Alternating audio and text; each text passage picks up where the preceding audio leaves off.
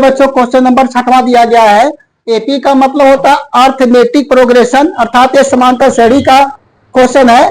इसमें पूछा गया है 21, 18, 15 डॉट डॉट का वह पद जिसका मान -81 है, 81 है होगा।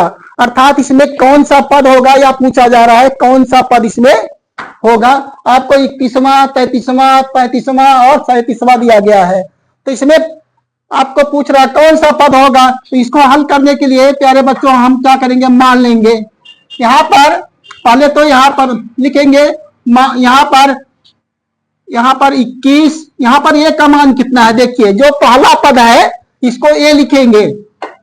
ए बराबर आपको दिया गया है कितना है 21, ए का मान कितना है 21 और डी निकाल लीजिए। तो डी बराबर क्या, डी निकालेंगे तो डी का मान होता है a2 माइनस ए टू का मान कितना है, ए पहला है तो ए, इसको a2 को 18, यहाँ क्या होगा 18, ए का मान कितना है 21, घटा दिया जाए तो क्या आ जाएगा -3।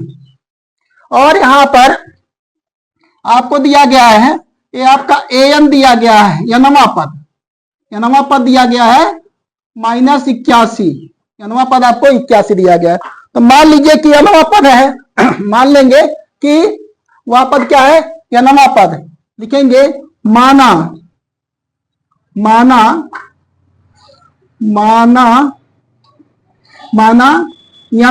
पद -81 है, -81 है। तो सूत्र क्या होता है प्यारे बच्चों, समांतर श्रेणी का जो सूत्र होता है आपको पता होगा, यनवा पद का फॉर्मूला जानते होंगे। क्या होता है, ए एन बराबर होता है a plus n minus 1 into d, a n का मान क्या रखेंगे -81 और यहाँ पर ए का मान कितना है 21 प्लस यहाँ पर n -1 और डी का मान कितना है -3 आया, -3 रख लीजिए। इसको हल किया जाए -81 और यहाँ पर 21, इसका इसमें जब गुणा किया जाएगा तो -3n, मास का मास में गुणा कीजिए प्लस मिल जाएगा तो यहाँ 3 मिल जाएगा। अब यहाँ पर -3n को इधर पक्षांतर कर लिया जाए तो क्या होगा 3n आ जाएगा और इसको जोड़ दीजिए, यहाँ पर 3 1 4 और यहाँ हो जाएगा 24, यहाँ पर 3 और 1 मिलाकर 4 हो गया और 2 यहाँ से रख दीजिए तो 21 में 3 जोड़ेंगे 24 आएगा, ये माइनस से इधर जाएगा प्लस हो जाएगा, यहाँ पर 81, यहाँ से क्या मिल जाएगा 3n बराबर क्या हो जाएगा 81 में आप 24 जोड़ दीजिए, 81 में 24 जोड़ देंगे तो 4 1 5 हो जाएगा और 8 और 2 10, यहां से n बराबर निकाल लीजिए तो 105 बटे में क्या आ जाएगा 3, काट दीजिए 3 कन्या 3 3 त्रिका 9 3 5 15 बराबर कितना आ जाएगा 35, बराबर कितना आ जाएगा, यहाँ n बराबर क्या मिल जाएगा, n बराबर मिल जाएगा 35। तो यहाँ पर 35वां पद होगा आंसर, यहाँ 35वां लिख दिया जाए, n बराबर 35वां, यही क्या होगा आंसर होगा। अब इसमें कौन सा ऑप्शन सही है, 30वां है या 33वां या 35वां, तो सी वाला ऑप्शन प्यारे बच्चों करेक्ट आंसर होगा। इस प्रकार से सॉल्व करके ठीक करेंगे। अब देखिए प्यारे बच्चों ये प्रायिकता का सवाल है, ये 1 नंबर में पूछा गया था। सभी क्वेश्चन जो बता रहे हैं सब 1 ही नंबर वाले, क्योंकि विकल्प वाले प्रश्न जो है 1 ही नंबर है। तो यहाँ पर देखिए आपको दिया गया है, कह रहा है एक थैले में 2 नीली 3 सफेद और 4 लाल गेंदें हैं, इस थैले में से एक गेंद यादृच्छा निकाली जाती है, इस गेंद के लाल नहीं होने की प्रायिकता क्या होगी। तो प्यारे बच्चों इसको हल करने का तरीका क्या है, पहले लाल होने की प्रायिकता निकाल लीजिए, उसके बाद एक में से घटा देंगे तो लाल नहीं होने की प्रायिकता मिल जाएगी। इस प्रकार से इसे हल करेंगे। तो हल करने का तरीका क्या है, यहां पर देखिए हल कैसे करेंगे, यहां पर NS का मान क्या होगा, देखिए यहां पर कितनी गेंदें हैं, यहाँ 2 नीली गेंदें हैं, 3 सफेद है और 4 लाल गेंदें हैं।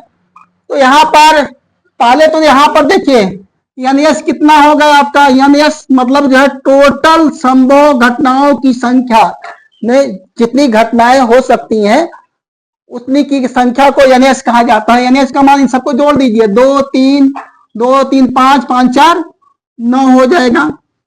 एनएस का मान 9 हो गया। और जो घटना घटित हो रही है उनको उसको एनई कहते हैं, यानी जो घटना होने वाली है। तो लाल रंग के पहले यहां पर लाल रंग के होने की प्रायिकता हम निकालेंगे। तो क्या हो जाएगा इसमें, अगर लाल गेंद आ रही है इसकी प्रायिकता निकालेंगे तो उसके लिए एनई का मान क्या हो जाएगा, 4 हो जाएगा। तो यहां से प्रोबेबिलिटी ऑफ ई निकाल लिया जाए, प्रोबेबिलिटी ऑफ ई।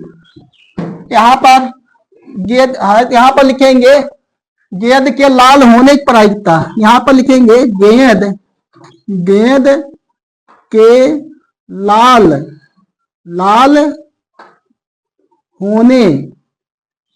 होने की प्रायिकता, प्रायिकता यहां पर पी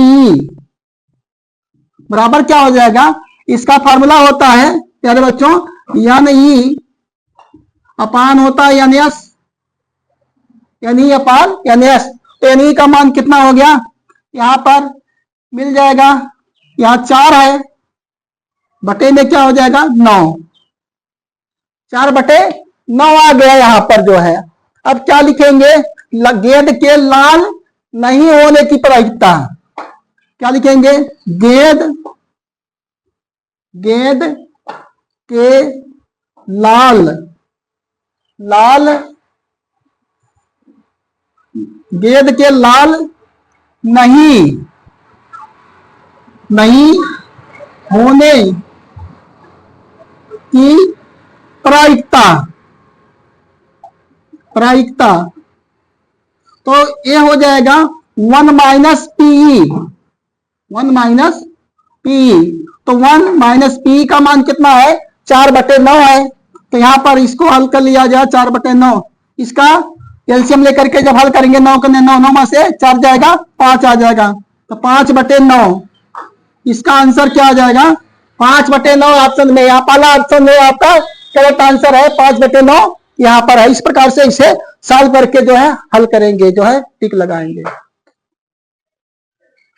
अब देखिए प्यारे बच्चों, यहां पर कह रहा है कि किसी घटना के अवश्य घटित होने की प्रायिकता क्या होगी। किसी जो निश्चित हो, किसी जब कोई घटना निश्चित होती है उसकी प्रायिकता क्या होती है, 1 होती है। तो यहां पर हल हम लिख देते हैं। तो हल के लिए यहां पर क्या किया जाए, देखो यहां पर अवश्य घटित होने वाले घटना के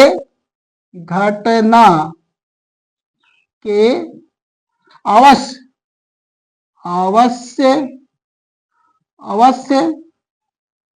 घटित होने की प्रायिकता,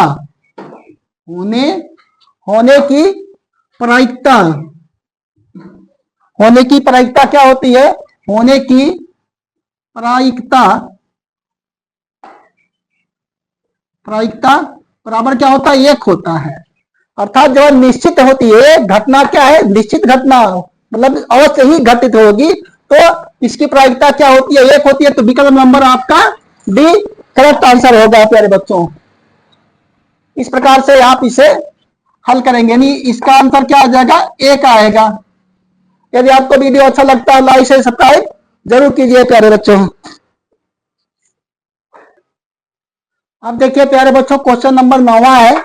अब यहां देखो कह रहा है दिए गए चित्र में यदि डी समांतर बीसी, अर्थात यह रेखा क्या है, इस रेखा के समांतर है, यह रेखा इस रेखा के समांतर है, डी समांतर बीसी। तो डी अपान बीसी का मान पूछ रहा है, इसका मान पूछ रहा है, डी बटे बीसी का मान पूछा जा रहा है, क्या होगा मान जो है। तो प्यारे बच्चों ये आपका छोटा वाला त्रिभुज और ये बड़ा वाला त्रिभुज, ये दोनों क्या होंगे, समरूप त्रिभुज होंगे। तो इसको हल कैसे करेंगे, हल करने के लिए यहाँ पर क्या लिखा जाएगा, त्रिभुज ए डी ई समरूप त्रिभुज होंगे, कौन से, यहाँ पर ए बी सी,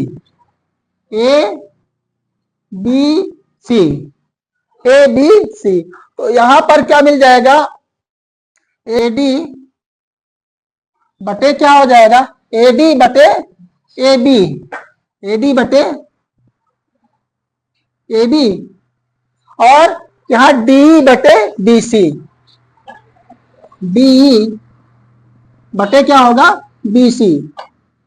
तो एडी का मान यहां पर, एडी का मान होगा 3, और ए बी का मान क्या होगा, यहां से यहां तक, तो यहां से यहां तक 3 दिया गया है और यहां से यहां तक का 6 है, तो दोनों को जोड़ लेंगे तो 3 और 6 क्या हो जाएगा, यहां पर 9 आ जाएगा।